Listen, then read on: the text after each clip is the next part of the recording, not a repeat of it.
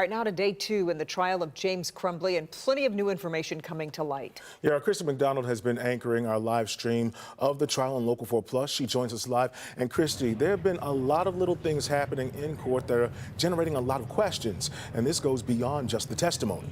Oh, absolutely, Demond and Kimberly. And I want to start off first with James Crumbley making threats from the Oakland County Jail by phone and electronic communication. You know, we still don't know who he was calling, what the threats actually were, and when this happened. But we do have this order because that's what the judge put out. He's no longer allowed to make any phone calls except to his attorney and to clergy. This was quite a twist on this. But remember, this was talked about after the jury left, so they don't watch any media coverage. This did not happen according to them, so they don't know about this. All right, I wanted to also give you some of the questions that are coming to us at clickondetroit.com and on social media as people are watching the trial along with us here on Local 4 Plus. So another thing people are asking about is the ritual of James Crumbley putting on his necktie when he gets into court every day. So as a defendant, you are presumed innocent, so he can wear regular clothing, not a jail jumpsuit when he's in court, but he cannot have a tie, shoelaces, or a belt when he is dressed and in custody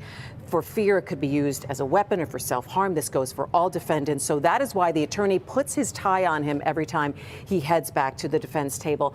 And, you know, I just got this question again today. Why is James Crumbley wearing a headset when he's in court? He has a hearing impairment, and this helps him hear the judge a lot better and also the witnesses who are testifying on the stand. A lot of you have been talking to me wondering about how the witnesses here in James Crumbley's case shapes up or kind of runs parallel to what happened in Jennifer Crumbley's case about a month ago. And to the point, they're some of the same witnesses we've seen, only just a little out of order than what we saw earlier with Jennifer's case. So far, all of the witnesses we've heard from, we have heard their testimony before. Molly Darnell, the wounded teacher from Oxford High School. Edward Rogowski, he is the computer crimes expert. Robert Katolis, he was on the stand today. He's the crime scene investigator.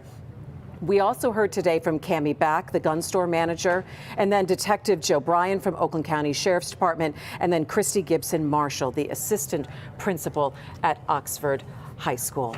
You know, I want to let you know that if you weren't able to see a lot of the testimony today, we are going to have some what we call key testimony of the day for you streaming tonight on Local 4 Plus. So if you missed anything, we're going to have two big pieces for you. You're going to be hearing from two witnesses. The first one, of course, the assistant principal, Christy Gibson Marshall, who confronted the shooter when he was in the hallway.